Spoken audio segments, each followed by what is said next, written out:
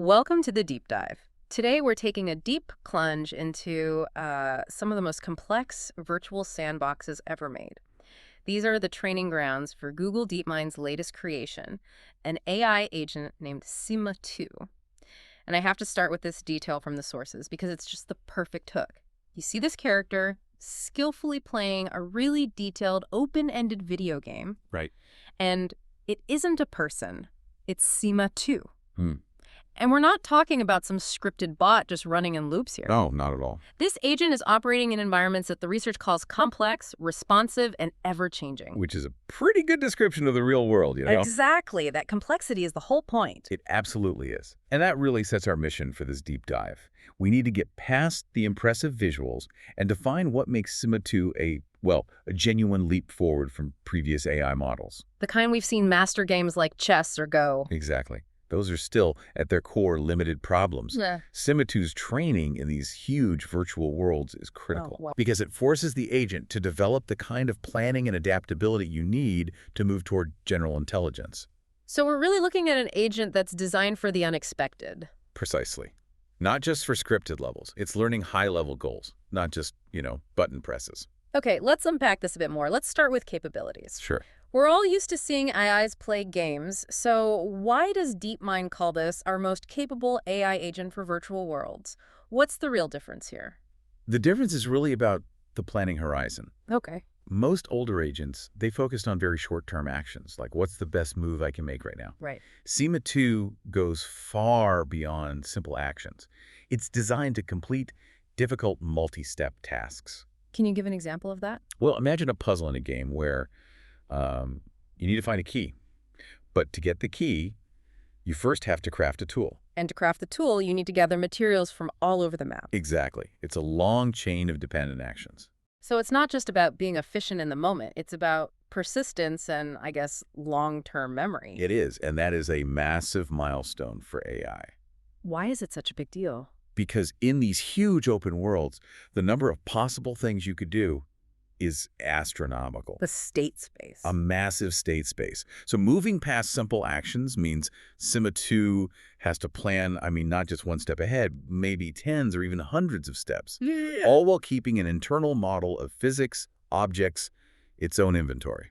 That sounds incredibly difficult. It is. It requires a really robust model to avoid just getting lost or stuck. And the way it gets instructions, that seems more complex too. The sources say it understands multimodal prompts. Yes. Why is that so significant for an agent that's trying to learn? It's significant because it helps the agent ground its understanding of language in a kind of reality, even if it's a virtual one. What do you mean by ground? Well, think about it. When we talk to another person in a game, we don't just type text commands, right? Right. No, we might point at something or talk about what we're both looking at. Exactly. Multimodal input lets SIMA 2 connect a text command like find the red shield with the actual pixels of a red shield on the screen. This creates a much richer kind of learning. It's not just running code, it's learning the concept of the task. It's seeing and reading at the same time, which is much closer to how people learn. That integration of language and vision, it seems to lead us right to the next big challenge. Reasoning and transparency. Yes. So when an agent is doing these really complex multi-step things, you get the classic black box problem. You see the amazing result, but you have no idea why it did what it did. Right. So how does SIMA 2 handle that? And this is, I think, a huge leap for safety, especially if we ever want these things helping us in the real world. Okay. The sources say SIMA 2 is designed to explain what it's doing. You can ask it, and it'll tell you what it can see and what it plans to do next. But wait a minute, is that genuine planning, or is it just a language model making up a plausible-sounding story after it's already decided on an action? That's the million-dollar question, isn't it? We know LLMs can do that. They can hallucinate reasons. We do. But the analysis suggests this is different.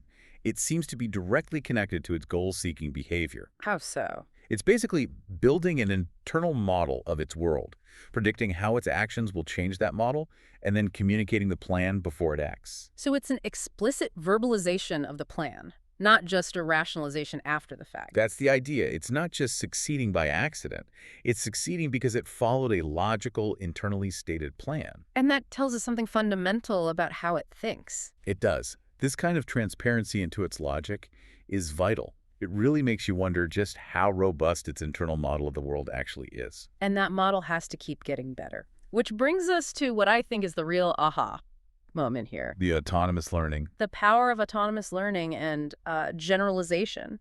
How does SIMA 2 get so smart so fast? It learns on its own. The agent can learn, reason, and improve by playing on its own. And crucially, the sources stress this is without any human input. Yes, and that completely changes the scaling model for AI development. We're not limited anymore by how many human teachers we have or how fast they can work. But if it's learning all by itself, couldn't it learn bad habits or, really inefficient ways of doing things? That's a key challenge, for sure, especially when the reward, the success, only comes after a really long sequence of actions. So how is it guided? It's guided by the goal. The system is designed to reward completing the objective within the game's rules. So the agent is constantly pushed to iterate and find better solutions. It's essentially creating its own curriculum. And the research states it perfectly. The more SIMA 2 plays, the better it becomes. Yeah, But the real breakthrough seems to be the next step, generalization. this is the holy grail. Yeah. I mean, if an AI is only good at one specific game, it's just a fancy tool. A toy. A toy, exactly. But SIMA 2 shows real generalization, transfer learning. So what does that mean in practice? It means it breaks down big tasks into fundamental skills. So if it learns how to, say, pick a complicated lock in one game, Uh-huh. it doesn't just memorize the clicks, it learns the concept of levers and physics and spatial reasoning. Ah, I see. So the sources say it takes what it learns in one virtual world and applies it to the next and the next and the next. Even in worlds it has never seen before. Even then. That's critical. So you're saying it can learn the concept of, say, gravity or tool use in one game, and then when you drop it into a totally new game with a different art style, Right. it already gets it. It skips that initial learning curve because it understands the underlying principle. Precisely. It learns to cook, not just how to follow one recipe. It gets that concepts like heat are transferable. And this ability to transfer knowledge is what moves it from being a game player to something with real-world potential. So let's talk about that, the real-world connection. What does all of this actually mean for the future? Is this just about making better video game characters? Absolutely not. I mean, the virtual worlds are a fantastic, safe place to train. A sandbox. A perfect sandbox. But the goal is outside the sandbox. DeepMind says it clearly. This is a step toward creating AI that can help with any task anywhere. So the ambition is to take this mastery from the virtual world and bring it into the physical world. Exactly. If an AI can navigate a huge, messy, complex virtual space while planning, communicating, and improving on its own, it has the core skills needed for general assistance. Because the real world is just a much more complicated, high-fidelity version of that. It is. And the source ends by saying the ambition is to apply this one day in the real world. That means robotics, operating complex machines, solving real problems. All of it is rooted in the kind of conceptual learning SIMA 2 is demonstrating. That is an incredibly powerful idea. Okay, so a quick recap for you, the listener. First, SIMA 2 can handle complex, multi-step tasks, which is a major leap in AI planning. Right. Second, it can explain its reasoning, which helps solve the black box problem. And maybe most importantly, it learns on its own and can generalize that knowledge, applying skills to brand new worlds it's never seen. And that leads us to our final thought. If an AI can develop new skills completely on its own in these complex virtual worlds, and if it can prove its learning concepts, not just memorizing pixels, by applying those skills to new situations, Right. what does that imply for the timeline?